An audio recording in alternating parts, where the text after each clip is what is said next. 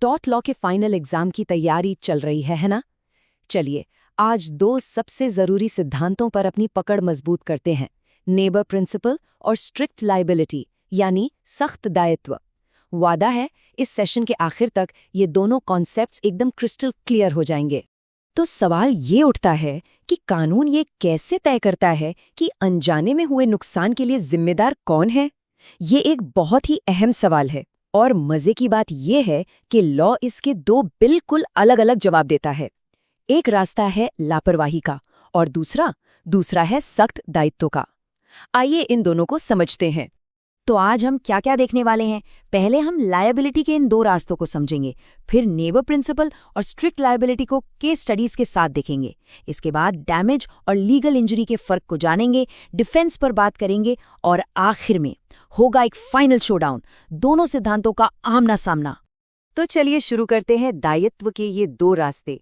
एक तरफ है वो नुकसान जिसका अंदाजा लगाया जा सकता है और दूसरी तरफ है वो जोखिम जो किसी काम में होता ही है। देखिए, इसे समझने का सबसे आसान तरीका ये है। नेबर प्रिंसिपल जो लापरवाही से जुड़ा है, वो ये देखता है कि क्या किसी ने दूसरों को होने वाले नुकसान से बचने के लिए जरूरी सावधानी बरती, मतलब यहाँ गलती या फॉल्ट पर फोकस है। वहीं दूसरी तरफ स्ट्रिक्ट लाइबिलिटी में गलती मायने ही नहीं रखती।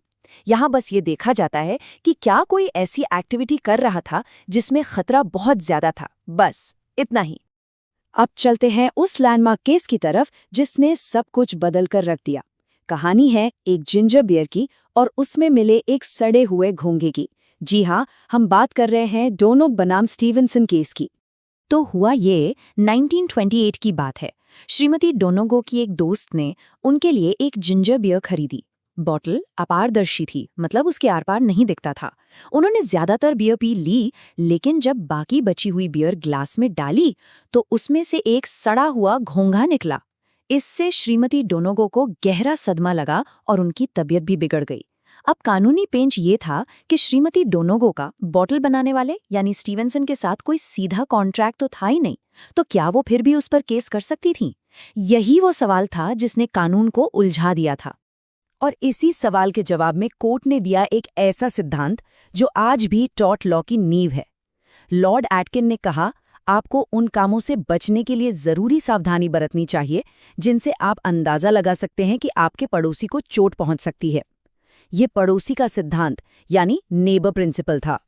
तो पड़ोसी कौन है? इस सिद्धांत के मुताबिक कोई भी ऐसा व्यक्ति जो हमारे कामों से सीधे तौर पर इतना प्रभावित हो सकता है कि हमें उसके बारे में सोचना चाहिए। मतलब कॉन्ट्रैक्ट हो या न हो, एक ड्यूटी ऑफ केयर यानी देखभाल का कर्तव्य तो बनता है। इसी ने मैन्युफैक्चरर और फाइनल कंज्यूमर के बीच एक सीधी जिम्मेदारी की लकीर खींच दी।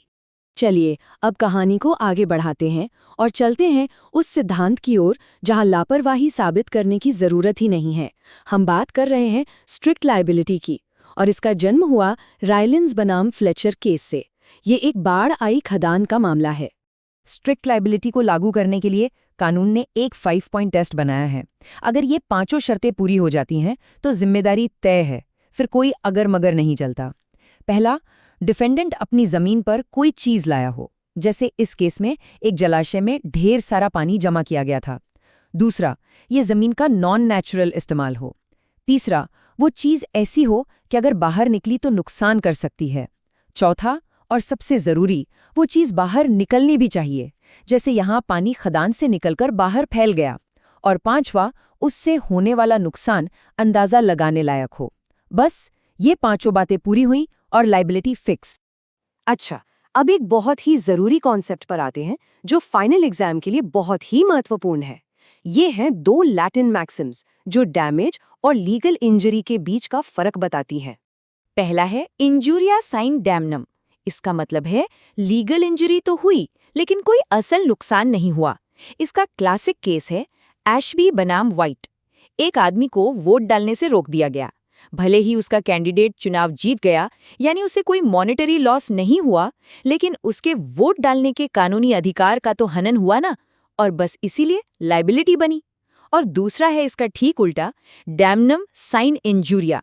मतलब असल में नुकसान तो हुआ लेकिन किसी कानूनी अधिकार का उल्लंघन नहीं हुआ। इसका केस है ग्लॉसेस्टर ग्रामर स्कूल।